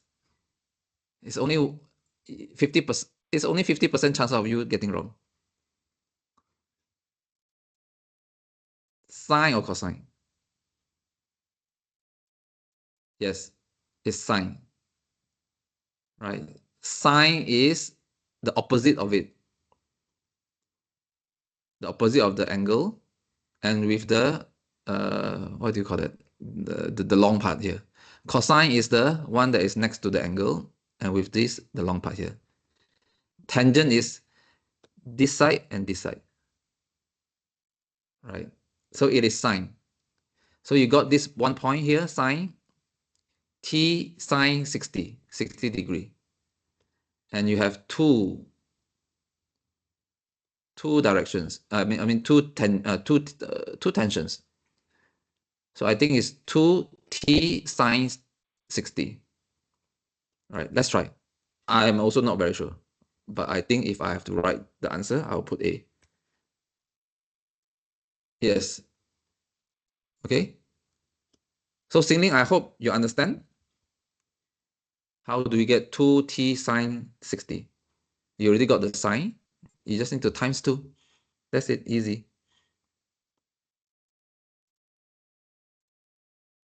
Okay, Xingling is typing something. We can wait for her. At the same time, you want to try question 5, you can try. Okay. So question 5, which drawer, which answer?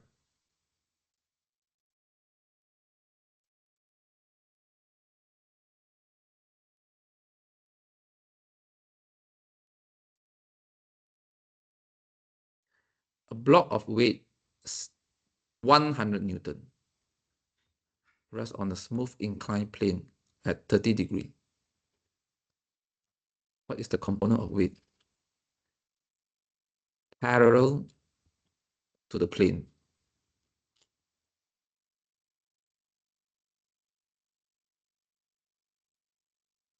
Yes, I think it's a mixture.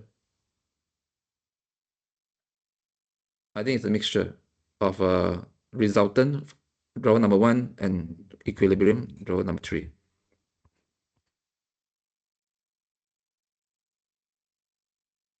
Okay, you don't know the answer. No problem. Let's think. What is the component of the weight parallel to the...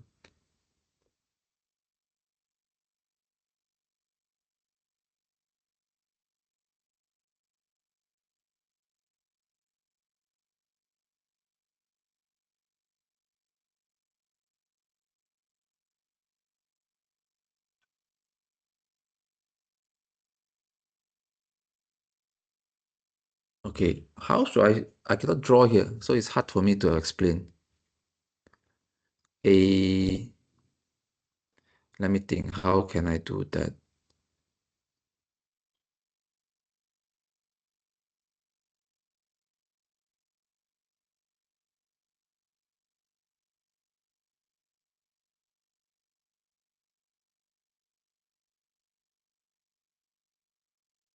Okay, let me try to draw. So there is this angle, and there's a box here. Undo, and there's a box here, right? And incline angle, this is the 30 degree, and there's a weight. The weight is like this, right? Perpendicular to the ground. I mean, directly to the ground. So this weight is what? 100. And what is the question about? The question is, what is the component of the weight parallel to the plane? Where is the plane? This is the plane. This is the plane. Right, I think this is the plane. So you have this, you have 30, and what is the forces of this? This one. So if this 100, and you have to get this one, I think is sine, right? Sine 30 is t Sine is the opposite, TB. Oh no, this one. So let's say this is F. So F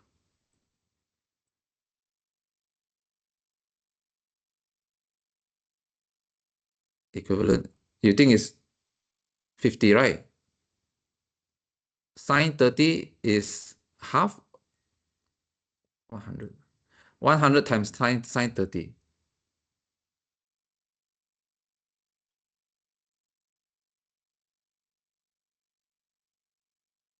Just now was sine 60. Which one is 0.5? Sine 30 is 0.5. So 100 times sine 30 is 50. Yes, I agree with Xingling. Let's see if it is true. Yes, excellent. Okay. There's a formula, if you remember. Sine is the here times here. Cos is here times here. Tangent is here times here. Okay. This is maths questions. So it's not being taught here in physics because they assume that you already know this.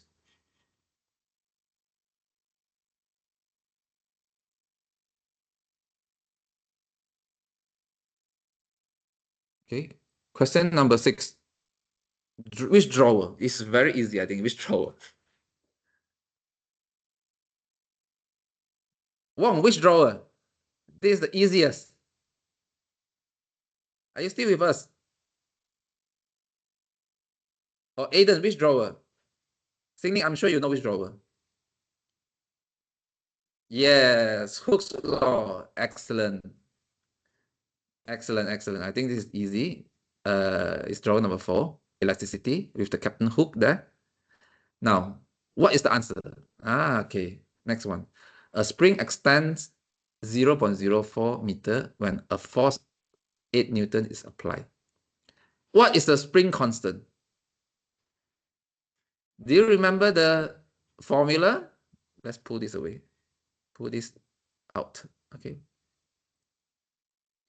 Let's go down. What is the formula?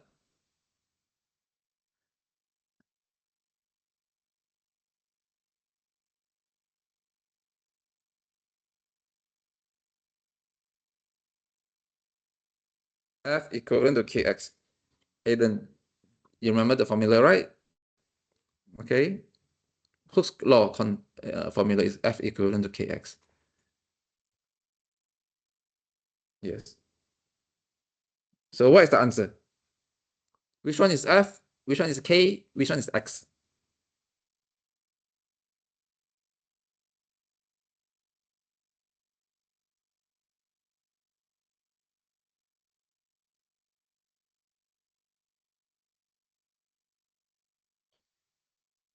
Yes, you have to rearrange the formula. Yes, you are right.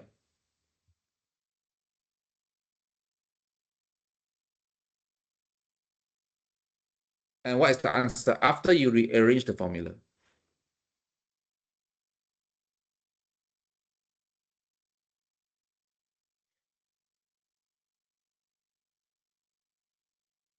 Okay. Yes, I saw Xingling says it's 200.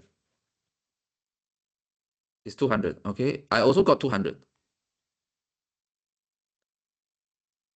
Aiden, did you get 200? Or do you know how to get 200? I'll tell you how do I get 200. Yes, Aiden also get 200. I think this is clear. I think Wong also should get 200. Okay. Okay, let's see the explanation. Yes, Wong also got 200. Yes, exactly. So F equivalent to Kx, and you do the rearrangement, and then that's it. Now, very tricky questions.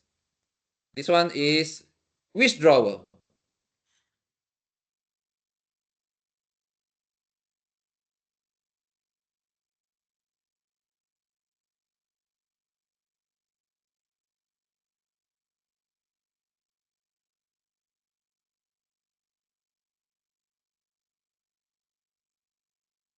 Yes, drawer number 4. Aiden, you're right.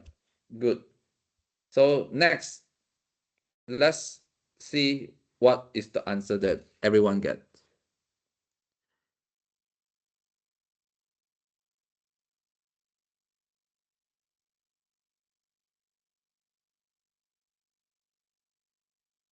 You can refer the formula. Formula is this one, okay?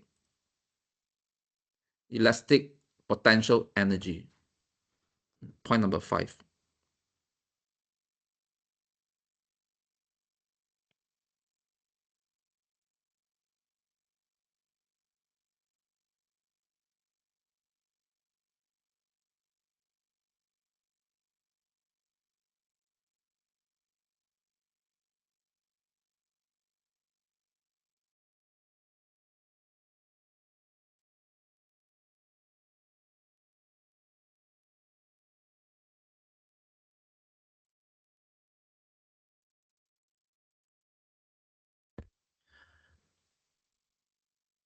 Anyone got the answer? We're almost there. Question number 7 already. Okay, I see Singling is typing. Let's wait. B. What about Aiden and Wong? Do you get B?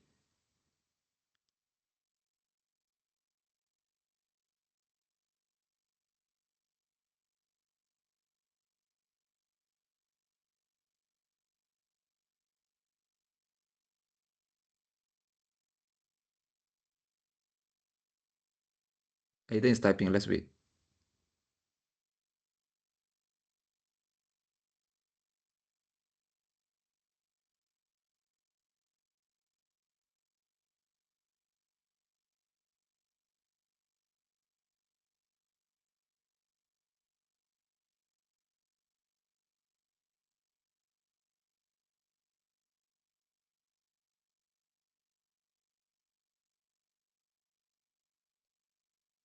Mm,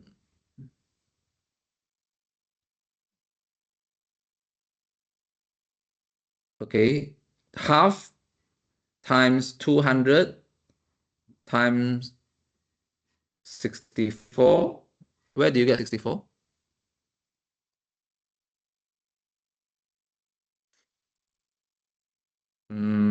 Okay, the formula is this one. You see point number 5 here, elasticity. Point number 5, half times k times x to the power of 2.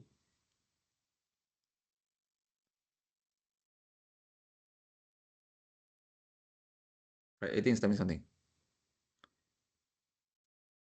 So x to the power of 2. So you have k is what? K is 200 times x to the power of 2. So 0.04 to the power of 2. So your formula is correct, but you have to replace your 64 to 0.04 to the power of 2. Right. Yes. Yes. Okay. So you just need to fill up the value inside the variables. Then you get, for me also I get B like Singling. Right. I'm also a student like yourself. Oh, incorrect. What happened? Come on. Okay. It's correct. Right? So it's this one, see? EP times half times k and x to the power of 2. So k is 200, x is 0.04. So 0.04 to the power of 2 is this one, 0.0016. So you fill up this into your variables and you get 0.16 joule. Excellent. Good job, Sini and Aiden. We are waiting for Wong, man. Wong, back up. Two identical springs each have spring constant K. They are connected in series. Haha. Okay, which drawer? Okay, Wong is typing. Okay, which drawer? And whoever who can start answering the question is better. You can do it now.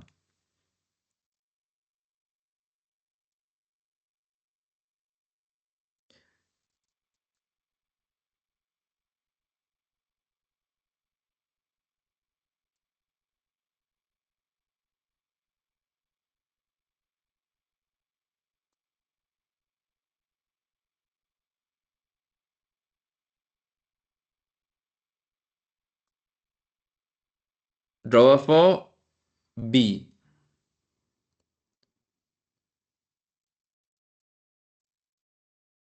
What about Xingling? What do you think? Drawer 4 is correct. B, I don't know. I think it's either B or C.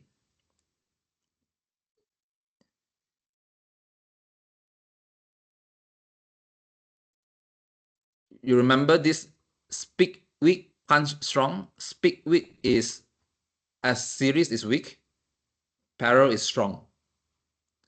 And K, if it is weak, is it 2K or K divided by 2?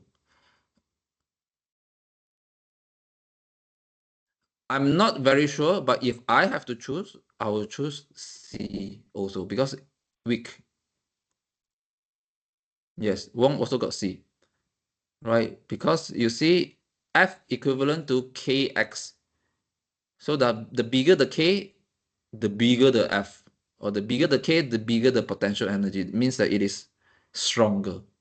But for series, when you connected the spring in series, then it is weaker.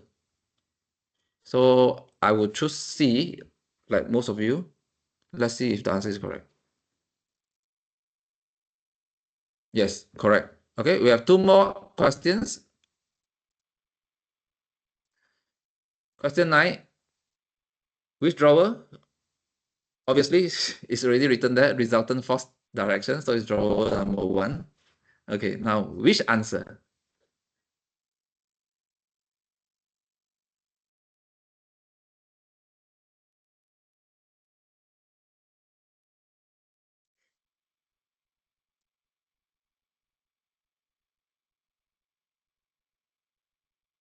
You want to give a guess? One is to the east, one is to the north. So the resultant forces is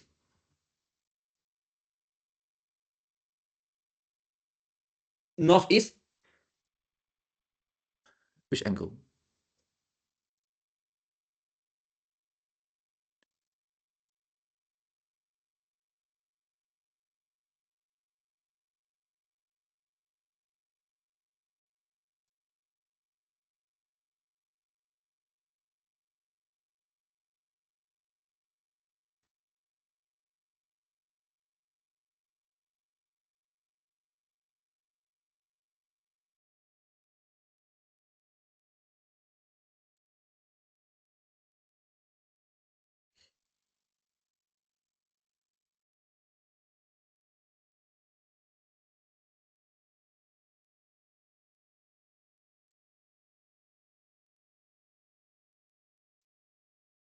Anyone?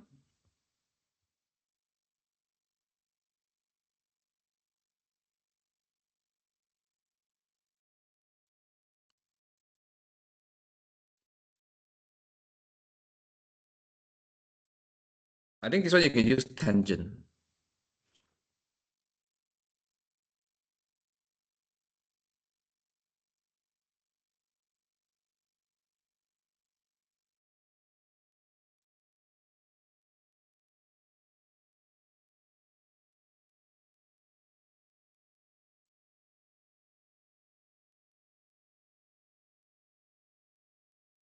I think it's a TB. So 8/6 tangent. You got B, huh? Yeah, I think it's definitely not 30 because it is something not 0.5 there. I can't find 0.5. Let's try B. I do not have the buku sife that show me tangent, the angle of tangent and what is the number, what is the answer. So let's see. Let's see from Xingling. Yes. It's correct. Why is it says wrong again? I think Xingling, you are smarter than AI for 3 times, for the third row, for the third time in this class. So you're right. Okay, so it's using tangent. 8/6. 8/6. You got tangent theta 1.333. Then you use that formula, you get 53.1. This is a maths question, by the way. Right, last question. Which drawer? Which answer? Last question.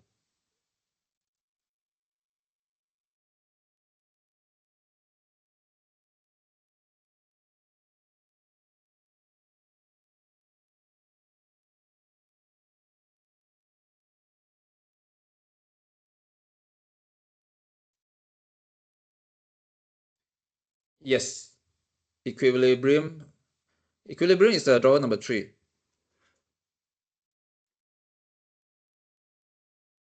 No problem. Now, which is answer? What is the answer?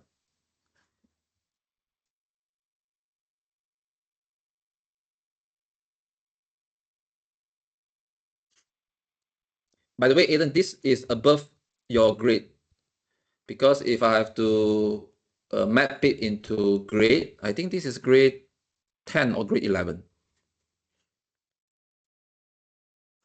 I think you're not grade 10 or grade 11 yet.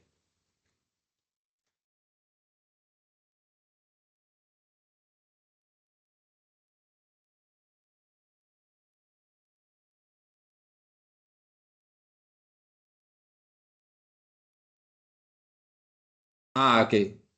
So you're grade 10. So you just started, right? Maybe that's why. That's why it's more difficult for you to follow when it goes to this question related to maths. Yes, exactly. Not physics yet. It's a combination of maths and physics.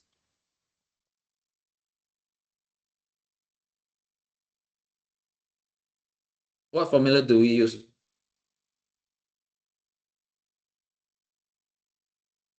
It's also this cosine, sine, and tangent. This theorem, the Pythagoras theorem.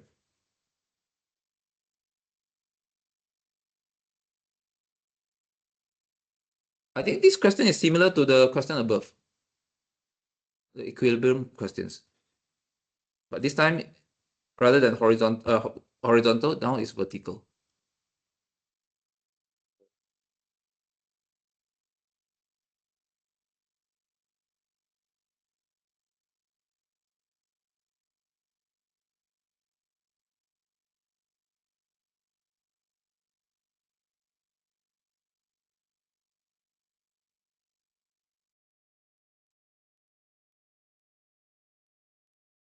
Okay, good.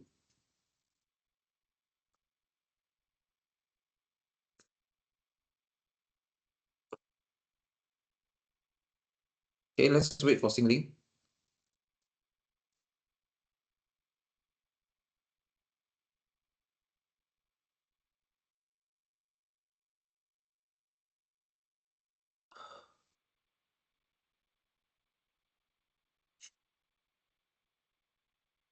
Last one, we're almost there.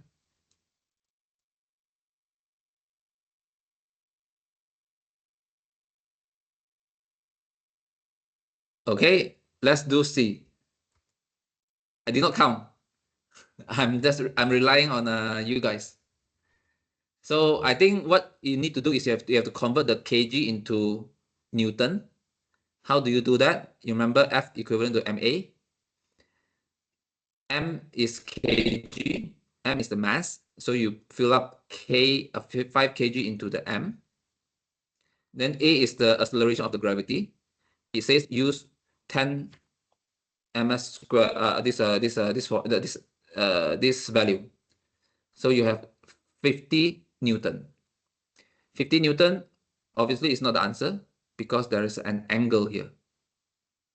So it's definitely lesser than 50. And what is the answer? You have to use that the formula to run that. I do not have the book to get me the formula. I think Xingling has it. Let's try.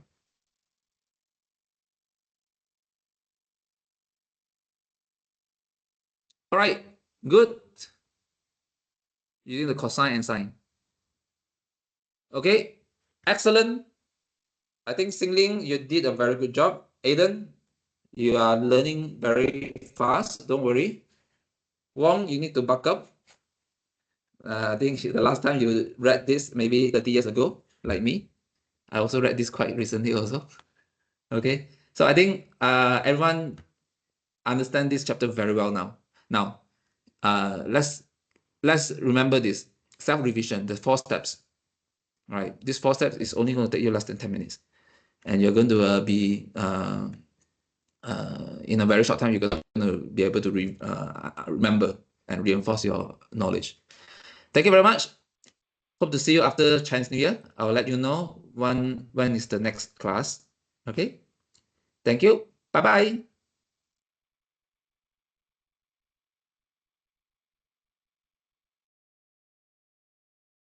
Bye-bye. Okay. Bye-bye.